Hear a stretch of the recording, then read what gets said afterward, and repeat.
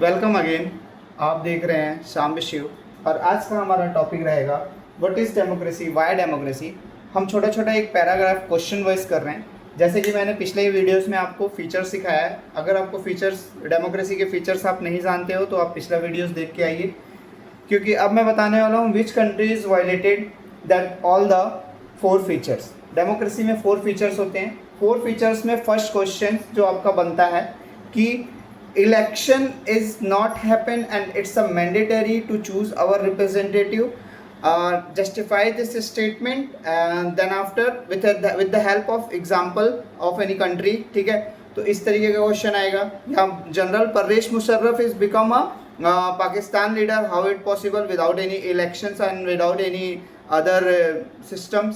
Okay, so there are different types of questions, but if you read that the better story form or case of that the country and you know which feature of the democracy is violated, so you understand and you write down any question is a maybe different in that the different varieties, but answer is always same. Just see the Pakistan case. In the Pakistan case, there is a one case is happened in October 1999. Okay, General Pervez Musharraf, okay, he is the head of our military in the Pakistan, and suddenly in October month 1999 को क्या किया इन्होंने पूरा सारे जितने भी heads थे, elected heads, representatives थे, सबको कैप्चर कर लिया और पूरी तरीके से यहाँ पे क्या घोषित कर दिया कि ये आज से आर्मी के हेड्स का ऑफिस है और मैं यहाँ पे चीफ एग्जीक्यूटिव पोस्ट पे काम करूंगा। मैं यहाँ का सुप्रीम हूँ। मैं अपने आप को क्या डिक्लेयर कर दिया, चीफ एग्जीक्यूटिव। ठीक है, I am the head of the whole Pakistan, whatever the decision was taken after that, अब तुम मेरे से पूछोगे। सो ठीक है, this was the happen in that the year of 1999 in October month. So after that some work in that there is a chief executive। बहुत सारे ऐसे वर्क थे जो पॉसिबल नहीं हो पा रहे थे चीफ एग्जीक्यूटिव के कारण, उसके लिए पावर चाहिए था प्रेसिडेंट का। तो इन्होंने 2002 में सोचा, 2002 में, कि अब मैं पाकिस्तान का प्रेसिडेंट बन जाता हूँ। उसके लिए इलेक्शन चाहिए था, इन्होंने इलेक्शन नहीं कराया। उसका एक वर्ड आया यहाँ पे बेटा, that the name is a referendum. What is the meaning of referendum?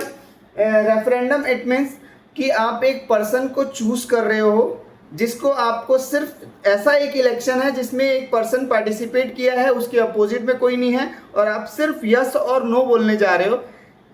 ऐसे सिस्टम को हम रेफरेंडम बोलते हैं। Referendum is just a general election at where you choose you choose your decision in a yes और no form, yes और no in the form of one person. एक person के लिए यस और नो बोलने के लिए आप जाते हो, उसको हम रेफरेंडम बोलते हैं। ये भी 5 साल के लिए एक डेरिवेशन निकला था। फिर आफ्टर दैट 2002 में after election, this is also the very fraud way type of election, referendum was happened in that the year of 2002, and now he declared himself as a basis of referendum, I am the president of Pakistan right now after 2002 in so in that the August month, as per the president power, इन्होंने एक legal framework चलते निकाला, एक order दिया जिसमें amendment किया। और उस अमेंडमेंट में क्या था कि जितने भी डिसीजंस होंगे वो सब प्रेसिडेंट लेगा। प्रेसिडेंट कभी भी चेंज नहीं होगा। पहले इन्होंने बोला था रेफरेंडम के टाइम में कि हर 5 साल में प्रेसिडेंट और बाकी सारे चीज़ें चेंज होगी, लेकिन प्रेसिडेंट लाइफ टाइम रह सकता है, उसको कोई हटा नहीं सकता है। प्रेसिडेंट जब चाहे डिसमिस कर सकता है। नेशनल असेंबली जो पार्लियामेंट और ये सारे चीज़ बैठते हैं ना, वो सारा चीज़ डिसमिस कर सकता है। और यहाँ पे फाइनल जो कहते हैं डिसीजंस होंगे ज़्यादातर वो मिलिट्री हैंड्स में होंगे। फाइनल पावर भले रिप्रेजेंटेटिव चूज करके आएंगे, हम नेशनल असेंबलीज पे बैठेंगे, प्रेसिडेंट से डिस्कस करेंगे, बट जो फाइनल इलेक्शन वाले जो चीज़ होती है, पीपल्स के रिप्रेजेंटेटिव के पास उतना पावर नहीं होगा जितना मिलिट्रीज में हैंड्स के पास पावर होगा। तो what we show of this case, ये क्या शो करता है? पाकिस्तान का जो केस है आपका ये शो करता है कि डेमोक्रेसी बोलता है फर्स्ट फीचर में कि पावर उसी को दिया जाएगा जो पीपल से चूज होके आया है। हमारे यहाँ यूपीएससी का एग्जाम होता है और यूपीएससी के एग्जाम में जो चीफ एग्जीक्यूटिव्स बैठते हैं, बहुत बड़े आईएएस और ये सारे लोग, इनके हाथ में भी उतना पावर नहीं होता है जो पीपल्स के रिप्रेजेंटेटिव के पास पावर होता है। क्यों? क्योंकि हमारी कंट्री में और डेमोक्रेसी, जहाँ पे भी डेमोक्रेसी है, सुप्रीम उसको माना जाएगा जो पीपल्स के चॉइस का हो। ठीक है, परमानेंट एग्जीक्यूटिव और कहते हैं पॉलिटिकल एग्जीक्यूटिव में डिफरेंसेस है, ये हम चैप्टर 4 में पढ़ेंगे। ठीक है, लेकिन हमेशा हेड और सुप्रीम उसको माना जाता है जो पीपल से चूज हो गया है। तो ये पूरी तरीके से वायलेट कर रहा है फर्स्ट फीचर ऑफ डेमोक्रेसी। अब पाकिस्तान का केस कभी भी आएगा तो आप याद रखना आपको क्या क्या पॉइंट्स डालना है। पहला पॉइंट ये है, general Parvez Musharraf October 99 declare himself chief executive president in 2002 and referendum was going on for the yes और no. Then August 2002 there is some legal framework order is pass in this. उन्होंने बहुत सारे national assembly को जैसे जब चाहो तब dismiss कर सकते हैं और बहुत सारा पावर दिया था कि नेशनल असेंबली में जो भी पीपल्स चूज होके आएंगे, पीपल्स के पास पावर कम होगा as compare to military man के पास ज़्यादा पावर होगा, और बहुत सारी चीज़ें इसमें रिफॉर्म्स किए थे। ये मेन पॉइंट्स अगर आप लिख देते हो तो कोई भी टीचर आपका नंबर नहीं काटेगा। ठीक है, अब हम नेक्स्ट के साइड जाएंगे, और अगर आपको पसंद आ रहा है तो प्लीज़ लाइक करिए और सब्सक्राइब करिए। और नेक्स्ट हम चलते हैं अपना सेकेंड कंट्री के साइड। तो अब हम दूसरे फीचर्स की बात करेंगे, जो आपका दूसरा फीचर्स है। ठीक है, उसको समझना पड़ेगा। दूसरे फीचर्स में फ्री एंड फेयर इलेक्शंस की बात की जाती है। तो ऐसे कंट्रीज़ को देखते हैं जहाँ पे फ्री एंड फेयर इलेक्शंस नहीं होता है। ठीक है, बहुत सी ऐसी कंट्रीज़ हैं, अभी हम 2 एग्जाम्पल लेंगे। जैसे कि पहला केस है हमारा चाइना का और दूसरा केस है मैक्सिको का। अब क्वेश्चंस कैसे आ सकते हैं? Free and fair election is not happen in every countries. Take a example of that the some countries like a China or Mexico. Justify this statement. ऐसा करके क्वेश्चन था। और क्वेश्चंस कैसे आते हैं? Define the case of that the China and which case of the which features of the democracy is violated. Okay, और Mexico is violated which features of democracy, and what is the case of Mexico, which leader, what is the process of the election in that the China, and because of that the China is not coming in that the democratic way, democratic country. So this all the different types of question is there. हमको questions के ऊपर नहीं जाता, question कुछ भी पूछे, हमको सिर्फ मतलब होना चाहिए कि केस से एक बार क्लियर हो गया किसी कंट्री का, आपको नॉलेज है किसी कंट्री के बारे में, फिर वो क्वेश्चन कुछ भी आ जाए आपसे सब बन जाएगा। 10th में होता क्या है, आंसर सब सेम रहता है, सिर्फ क्वेश्चंस को घुमा घुमा के पूछ देता है, बच्चा फंस जाता है। बहुत ज़्यादा इजी क्वेश्चंस आते हैं 10th क्लास के, अगर वो एक पॉइंट अच्छे से पढ़ ले, या फिर 9th में भी बहुत इजी आता है, एक पॉइंट अच्छे से पढ़ ले तो उसका सारा क्वेश्चन बन जाएगा। आज आओ चलो चाइना को अब अच्छे से डील करते हैं। ठीक है, चाइना के बारे में आज से आपको कोई भी डाउट नहीं रह जाएगा। कुछ पॉइंट वाइज पढ़ा करो, ठीक है, पूरा बुक पढ़ने की जरूरत नहीं है, थोड़ा सा केसेस को अच्छे से समझ लीजिए, बात खत्म। So the member of the China, how free and fair election is not happening at the China, and second feature of democracy is violated by the China by this nature। ये इस तरीके से चाइना मेंबर्स जो elect होते हैं Chinese parliament में, जो कहते हैं मेंबर्स रहते हैं, उनको बोला जाता है नेशनल पीपल ऑफ कांग्रेस। उनको क्या बोला जाता है? National people of Congress. ठीक है, किसको बोला जाता है? जैसे इंडिया में क्या बोलते हैं? एमएलएज, एमपीज, और कहते हैं member of parliament in Lok Sabha, member of parliament Rajya Sabha. उसी तरीके की वहाँ की पार्लियामेंट के जो मेंबर्स होते हैं उनको बोला जाता है national people of Congress. Chinese में थोड़ा सा अलग नाम है, मैं आपको इसमें नाम बताया, चाइनीज नाम तो पढ़ भी नहीं पा रहा था भाई। ठीक है, तो इस टाइप का नेम है। नाउ कमिंग ऑन दैट, यहाँ पे भी इलेक्शन होता है एवरी 5 ईयर, हर साल, हर 5 साल में यहाँ पे भी इलेक्शंस होते हैं। इलेक्शन होना तो कंफर्म है, बट यहाँ पे पावर किसको है प्रेसिडेंट चूज करने का? Member of national people Congress. अब यहाँ से समझते जाना, ठीक है। प्रेसिडेंट कौन अपॉइंट कर सकता है? जो वहाँ के पार्लियामेंट के मेंबर्स हैं, बहुत सारा, जिसको सबसे ज्यादा वोट मिलेगा वो नेशनल पीपल्स ऑफ कांग्रेस में कहते हैं जो मेंबर्स हैं वो सारे बैठ के जिसको सबसे ज़्यादा एक पर्सन को वोट देंगे वो प्रेसिडेंट बन जाएगा। अब मान लो प्रेसिडेंट अपॉइंट करने का पावर इनके पास है, इनको जो चूज करते हैं, जो चाइना में इलेक्शंस में खड़े होते हैं, जो चाइना के पार्लियामेंट में बैठते हैं, जो पीपल ऑफ कांग्रेस जो होते हैं, member national people's of congress जो होते हैं, जो चाइना के पार्लियामेंट में बैठते हैं, जो अपॉइंट करते हैं प्रेसिडेंट को, उनको चूज करने का प्रोसेस पीपल का होना चाहिए, बट उनका चूज करने का प्रोसेस पीपल का नहीं है। वहाँ पे एक पार्टी है, सब members are elected in that the army. पहली बात, सबसे चीज़ ये है कि आम आदमी वहाँ पे नॉर्मल तरीके से इलेक्शन नहीं लड़ सकता, कुछ मेंबर्स तो आर्मी के होने कंफर्म है, ये नियम है, ठीक है। कैंडिडेट नीड है अप्रूवल। वहां पे एक पार्टी है चाइनीज कम्युनिस्ट पार्टी, और वहां पे 8 प्लस उसके चाइनीज कम्युनिस्ट पार्टी के साथ 8 अलायंस है, ठीक है। पूरा कंट्रोल एक पार्टी करती है पूरे देश को, पूरा एक पार्टी पूरे देश को कंट्रोल करती है। पार्लियामेंट में क्या डिसीजन होना चाहिए, डेमोक्रेसी मतलब क्या होता है कि इलेक्शन फ्री होना चाहिए, और आपके जो पर्सन है, जैसे कि टेकिंग एग्जांपल पीपल है, इंडिया में क्या होता है सारे के सारे पर्सन जितने भी पीपल्स हैं सब चूज करते हैं अपने रिप्रेजेंटेटिव, और उसके बाद वो लोग गवर्नमेंट फॉर्म करते हैं, और फिर वो कहते हैं अपने सारे ऑर्डर्स और सारा चीज जो सिस्टम है वो आप सब लोगों को पता है कि वो पास होता है। बट यहाँ पे क्या होता है, चाइनीज कम्युनिस्ट पार्टी ही अलाउ करेगी जिसको, वो इलेक्शन में पार्टिसिपेट कर सकता है, वो national people of Congress house में यानी पार्लियामेंट में जाके बैठ सकता है, वो उनका मेंबर्स बन सकता है। Only this party is taking all the decisions.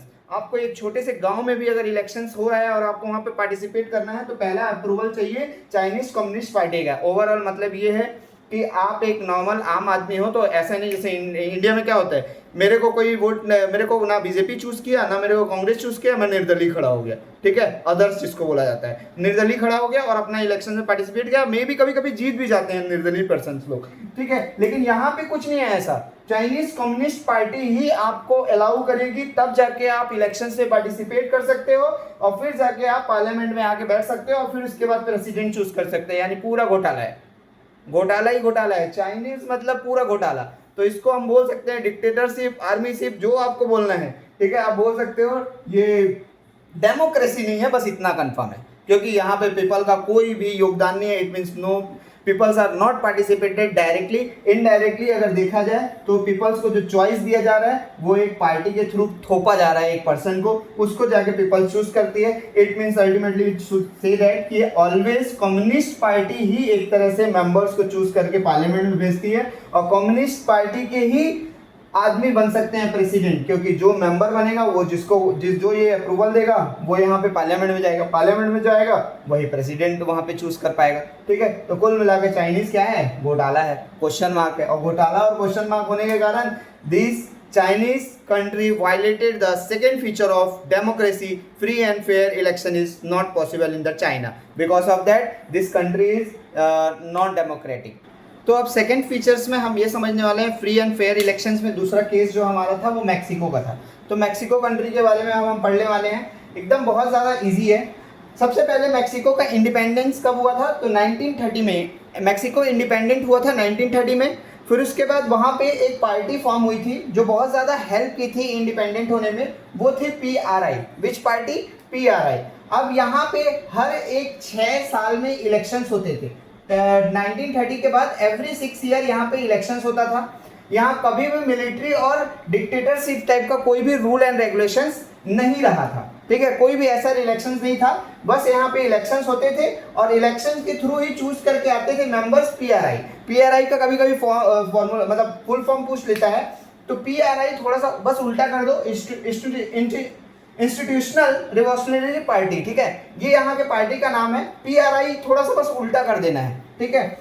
तो ये यहाँ पे 2002 से 2002 तक कंटिन्यूसली जीत रही थी, ठीक है, कंटिन्यूसली विन कर रही थी। 1930 से लेके 2008 में 70 प्लस ईयर इन्होंने रूल किया एक ही कंट्री में। कभी भी पार्टी चेंज नहीं हुई, कभी भी मतलब पार्टी हारी नहीं कोई भी इलेक्शंस, और हर एक 6 साल में सिर्फ इन्हीं की पार्टी चूज होके आ रही थी। एक ही मेंबर्स बहुत दिन तक कंटिन्यूसली प्रेसिडेंट बन रहा था, PM बन रहा था, ये सारी चीज़ें बन रही थी। तो यहाँ पे ये चीज़ समझ में आ रहा है कि कुछ तो अनएथिकल प्रैक्टिसेस हो रही थी, कुछ तो गड़बड़ी चल रही थी। जो यहाँ पे अनएथिकल प्रैक्टिसेस और कुछ तो करप्शन जो प्रैक्टिसेस होते हैं, करप्ट प्रैक्टिसेस होते हैं, वो यहाँ पे चल रहा था। किस टाइप का करप्ट प्रैक्टिसेस, जो सबसे पहला करप्ट प्रैक्टिस था बेटा कि गवर्नमेंट ऑफ ऑफिसर्स जो थे वो पार्टी मीटिंग अटेंड करते थे। गवर्नमेंट ऑफिसर्स लोग को पार्टी मीटिंग अटेंड करने की क्या जरूरत है, सिंपल सा चीज़ है, उनको समझाना कि PRI ने आपके लिए क्या क्या किया है। इस मीटिंग में ये डिस्कस होता था कैसे गवर्नमेंट ऑफिसर्स जो भी पीपल आ रहे हैं, जैसे मान लो एक एग्जाम्पल ले रहा हूँ, राशन का दुकान है, वहाँ पे पर्सन कोई आ रहा है तो PRI तुमको दिया है, उसी को बस वोट देना, सिर्फ उसी को वोट देना, अदर पार्टीज को वोट मत देना, अदर पार्टीज को आगे नहीं आने देना, उनको पूरी तरीके से बैन कर देना, या फिर उनको उनका जब जब पार्टी जीतने वाली हो तो उस टाइम पे लगे कि हम हारने वाले हैं किसी एरिया में, तो पोलिंग बूथ जो होता है, जो हम वोट डालने जाते हैं, ठीक है, at the time at where we are casting a vote, जब हम यहाँ पे वोट कास्टिंग कर रहे थे तो just they shift at the area, ठीक है, पोलिंग बूथ का एरिया ही चेंज कर देते, दे वर शिफ्टेड, ठीक है, कहीं भी डाल दो, दूसरी जगह ले लो, ठीक है, अचानक से मतलब बाकी पीपल वहां पे खड़े हैं, क्यों? क्योंकि वहां पे सिंपल सा ये थॉट था कि हमें ही जीतना है, इसलिए 1930 से लेके कंटिन्यूसली 2002 तक का इसने पीआरआई, इंस्टीट्यूशनल रिवोल्यूशनरी पार्टी, ये याद रखना क्योंकि यहाँ पे कंफ्यूजन होता है, पीआरआई नाम है लेकिन इंस्टीट्यूशनल रिवोल्यूशनरी पार्टी यहाँ पे नेम है, नेम थोड़ा सा उल्टा होता है मैक्सिको का। तो अब यहाँ पे ये सारी चीजें चल रही थी, और वहां पे सबसे लास्ट में एक और सबसे मतलब खराब चीज है, बच्चों को भी और पेरेंट्स को भी इन्वॉल्व करते थे। पेरेंट्स टीचर मीटिंग में, जब स्कूल में पेरेंट्स टीचर मीटिंग होता था, गवर्नमेंट स्कूल हो चाहे प्राइवेट स्कूल हो, वहां सारे पेरेंट्स को बोला जाता था इस बार आपको वोट सिर्फ और सिर्फ पीआरआई ग्रुप को देना है। क्यों पीआरआई पार्टीज को देना है? क्योंकि वो हमारी कंट्री के लिए बहुत अच्छा कर रहे हैं। अगर नहीं बोलने के लिए तो इनको फोर्सफुली बुलवाया जाता था। तो ये सारी चीजें जो प्रैक्टिस हो रही है, यहाँ पे वोटिंग हो रहा है, सारी चीज हो रही है, लेकिन ये डेमोक्रेसी का पार्ट नहीं है, क्योंकि फ्री एंड फेयर इलेक्शंस बिल्कुल प्रोवाइड नहीं हुआ है। इसके कारण हम बोल सकते हैं कि Mexico second feature of democracy को वायलेट करता है। What is the name of second feature? Free and fair elections. People को पूरी आज़ादी है, किसी भी कैंडिडेट को इलेक्शन में पार्टिसिपेट करने की आज़ादी है, ठीक है, इसी को डेमोक्रेसी बोला जाता है। और मैक्सिको को केस देख के हमको लगता है कि ये डेमोक्रेटिक कंट्री नहीं थी, ठीक है, इसके कारण हम बोल सकते हैं कि ये डेमोक्रेटिक तरीके से रूल एंड रेगुलेशंस को फॉलो नहीं किया है। अब हम नेक्स्ट अपना थर्ड फीचर्स के साइड जाएंगे। ओके, जो हमारा थर्ड में आ जाता है, ठीक है, 1 person 1 vote 1 value. It means कि every adult citizens have right to vote, plus each vote are count in the equal basis for the women, for the men, and for that all the UAF. It means universal aided franchisee है, जिसमें 18 plus हर एक किसी countries के rules बहुत अलग होते हैं, लेकिन एक सिंपल सा ठीक है कि 18 साल से प्लस जितने भी हैं इंडिया में, वो सारे वोट दे सकते हैं, और उनके हर, चाहे वो वुमेन हो चाहे मैन हो, उनके वोट्स एकदम इजी तरीके से, एक मैन है तो एक काउंट होगा, एक वुमेन है तो एक काउंट होगा। सिंपल सा वोट, एक वैल्यू होना चाहिए हर एक के लिए। रिच है, अंबानी वोट डालने जाएंगे तो भी उनका एक ही काउंट होगा, ठीक है, और कोई गरीब डालने जाएगा उनका भी वोट एक ही काउंट होगा, ठीक है। तो वहाँ पे ऐसे कुछ कंट्रीज हैं जहाँ पे ये third features of democracy violate किया जाता है, उसको देखते हैं अब। तो जब से सबसे पहला कंट्री हमारा लेते हैं Saudi Arabia. Saudi Arabia before 2015 के बाद वुमेन्स को वहाँ वोटिंग राइट मिला है, इसके बाद वोटिंग राइट्स मिला है। इससे वुमेन्स को वहाँ पे वोटिंग राइट्स नहीं था, 2015 के बाद मिला है। याद रखना इस वर्ड को, मैं क्या बोल रहा हूँ, वुमेन्स को वहाँ पे वोटिंग राइट्स नहीं था, 2015 के बाद मिला है वोटिंग राइट्स। तो सऊदी अरेबिया में मैन और वुमेन्स में डिफरेंसेस किया जाता था। फ्रेंच रिवॉल्यूशन आप लोग पढ़े होंगे, वहाँ पे भी वुमेन्स को वोटिंग राइट के लिए बहुत डिफिकल्टी हुई है। ये हमने बीच में उसमें पढ़ा था, एक्टिव सिटीजन्स और पैसिव सिटीजन्स, बहुत इंपॉर्टेंट है, वो ध्यान दीजिएगा टॉपिक, ठीक है, 9th का ही चैप्टर 1 का हिस्ट्री का टॉपिक है। तो वहाँ से भी समझ सकते हो कि वहाँ पे 1 पर्सन 1 वोट और 1 वैल्यू नहीं था, ठीक है, हर एक एडल्ट को राइट है कि वोट डालने का, प्लस वो मैन हो चाहे वुमेन हो, और प्लस वहाँ पे उनका जो वोट है वो सिंगल एक काउंट होना चाहिए। ऐसा नहीं होना चाहिए कि किसी मैन का वोट 4 टाइम काउंट हो रहा है, वुमेन का वोट 1 टाइम काउंट हो रहा है, women are not allowed for the voting. This is violated the third features of the democracy. So violated the UAF also. So UAF के against नहीं जाना है। अगर आप अगेंस्ट जाते हो तो आपका डेमोक्रेटिक कंट्री नहीं होगा, आप प्रैक्टिस नहीं कर रहे हो डेमोक्रेसी कंट्री का। फिर सेकंड कंट्री जो हमारा है इस्टोनिया, ठीक है, यहाँ पे रशियन माइनॉरिटीज जो रहते थे, ठीक है, उनको सिटीजनशिप बिल ऐसा बनाए थे ये लोग इस्टोनिया वाले कि उनको डिफिकल्टी जाता था वोटिंग राइट्स के लिए। उनको उस तरीके का बिल वो बना था कि सिटीजनशिप नहीं मिल पाता था, वोटिंग राइट्स पे अच्छे से फोकस नहीं कर पाते थे जो रशियन माइनॉरिटीज यहाँ पे इस्टोनिया में रहते थे। तो Estonia is also not practicing for the democracy. Then after the third one is a Fiji country. This is a Fiji country. Fiji country में क्या था, यहाँ पे 2 टाइप की कम्युनिटीज रहती थी, एक थी इंडोजीनियस फिजियन और एक थे इंडियन फिजियन, ठीक है। तो यहाँ पे इनकी वैल्यू ज़्यादा थी। एक एग्जांपल ले रहा हूँ, this is basic for the approximate example, ठीक है। अप्रोक्सीमेट एग्जांपल क्या होता है? मतलब ये है कि मैं इसके भाषा में समझ जाओ कि ये बस अंदाजा तरीके से एग्जांपल है, समझ जाओ, ठीक है। अब सिंपल सा आ जाते हैं, इंडोजीनियस फिजी क्या था?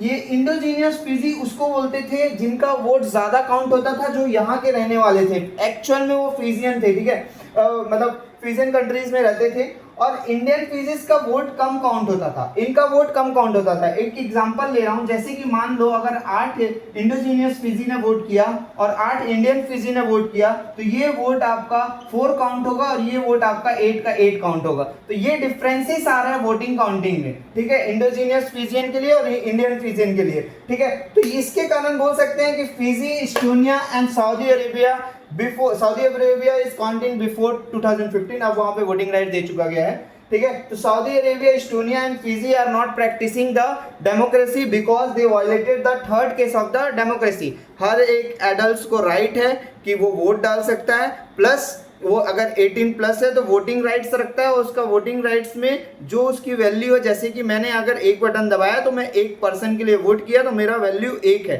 ठीक है, चाहे मैं रिच हूँ, चाहे पुअर हूँ, चाहे किसी भी कंट्री से बिलोंग, मतलब किसी भी मतलब एरिया से बिलोंग करता हूँ, मतलब कंट्री नहीं ना, कंट्री तो सिटीजनशिप जो बहुत ज़्यादा ज़रूरी है, ठीक है, सिटीजन राइट्स होना चाहिए, तभी जाके आप वोट डाल सकते हो किसी भी कंट्री में, ठीक है। तो ये 3 केसेस है जो वायलेट करता है थर्ड फीचर ऑफ डेमोक्रेसी से।